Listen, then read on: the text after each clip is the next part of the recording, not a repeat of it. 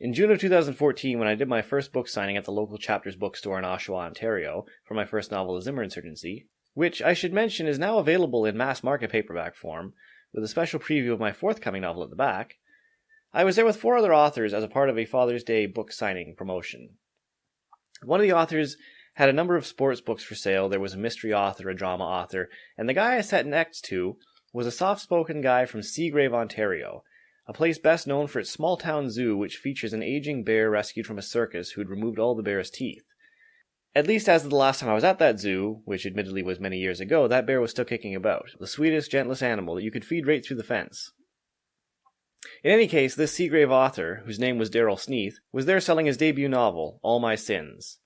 Mr. Sneath himself will admit that he's not the most charismatic salesman, and, like many authors, is much better at writing the book than he is at convincing you to read it. I must admit that I fall into this camp myself. Over the course of the day, I readily observed that he was having trouble summing up the premise of his book, which now I can kind of see why, for it's somewhat scattershot. However, despite the fact that he hemmed and hawed a little while describing it to potential customers, I myself found the novel an interesting concept, so I decided to help out a fellow struggling author and buy a copy, which he in turn signed for me. All My Sins is the story of Ben Dunn, a high school teacher and former small-town band member who, one day without warning, is suspended by the principal because of allegations that he's been dealing marijuana to students. The allegations are unfounded, but he is, however, sleeping with a student. The novel is written first person from Ben's perspective, as a memoir of sorts, which began as a letter written to a long-lost love.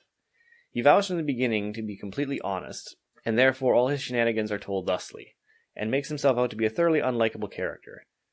As it turns out, he's falsely accused by the school's token do-gooder, anal-retentive literary snob, Grant Richards.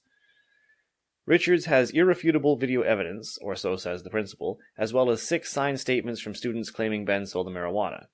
He's taken out by the police, arguing with them, which of course is never a good idea, and gets himself thrown to the ground and removed by force. After some existential searching, he begins to plot his revenge on Richards. Much of the novel is written in medias res, and somewhat experimentally at that. For example, a whole chapter is written as a play, a tactic I found somewhat off-putting.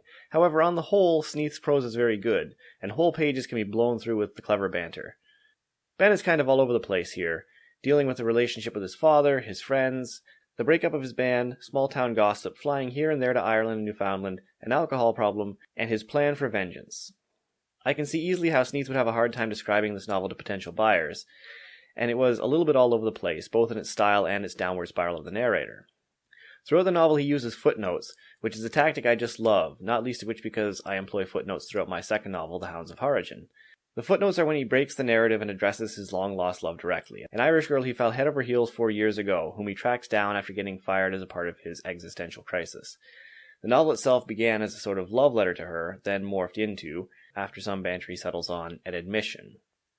Ultimately, the novel is a sort of downward spiral of the narrator, who, through his temper, through his drunkenness, manages to burn nearly every bridge.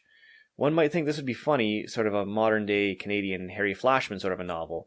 Parts of it are somewhat funny, but it's more tragedy, and for every funny little bit herein, you have greater somber moments. It's a rather quick read, and, I must admit, rather good.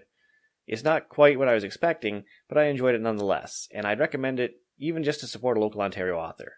Sneath is a fairly good writer, and he is currently writing, as of last year, a novel called As the Snow Flew, which he describes as a multi-generational novel about a man who, at 15, learns he's adopted, yet resolves to do nothing about it, and doesn't open the manila envelope he finds waiting for him until another 10 years after he's kicked out of med school. All My Sins was his first novel.